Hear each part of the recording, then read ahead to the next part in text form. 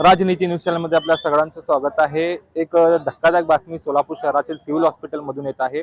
या ठिकाणी आज सकाळपासून लाईट नसल्याने जे एक्सरे मशीन आहे ते बंद पडलेले आहे। त्यामुळे अनेक जे रुग्ण आलेले आहेत त्यांना नाहक त्रास सहन करावा लागत आहे। एकीकडे महाराष्ट्र शासनाने वैद्यकीय विभागावर मोठे मोठे निधी खर्च करून सुद्धा अशा प्रकारची एक धक्कादायक बातमी आपल्याला मिळत आहे।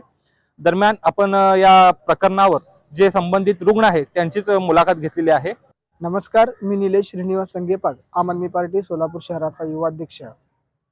काही वेळापूर्वी छत्रपती शिवाजी महाराज सर्वोपचार रुग्णालय येथे एका कामानिमित्त आले असताना असे पाहावयास मिळाले की अनेक वेळेपासून खूप वेळेपासून तिथे जे रुग्ण आहेत ते एक्सरे करण्याकरिता तिथे बसलेले आहेत, ताटकळत बसलेले आहेत।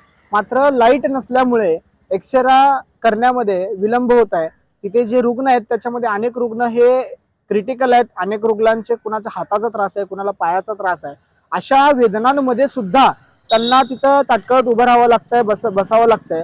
ही बाब अतिशय खेदजनक आहे, निंदाजनक आहे, निषेधार्ह आहे।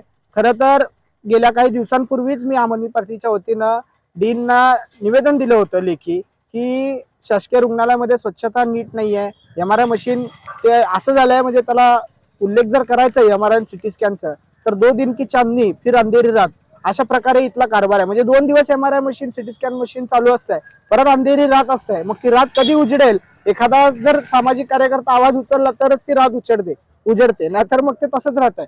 MRI चे CT स्कॅनचं तसेच इतर अनेक समस्यांसाठी आम्ही इथं निवेदन दिले, मात्र कुठल्याही पद्धतीचा हालचाल हे डीन करताना दिसत नाहीत। खरं तर आरोपांमध्ये अडकलेला डीन सोलापूरच्या बळी लागला, सोलापूरकरांच्या हाती लागला आणि त्यांनी कुठल्याही पद्धतीचं लक्ष देत नाहीत।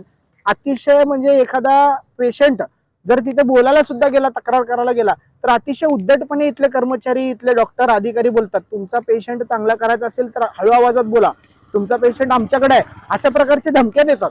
त्यामुळे ही परिस्थिती बदलली पाहिजे। जर नाही बदलली तर आम आदमी पार्टीच्या वतीनं आम्ही थेट आंदोलन करू, आमरण किंवा निषेधार्ह प्रतिकात्मक आंदोलन करू असा मी इशारा देतो।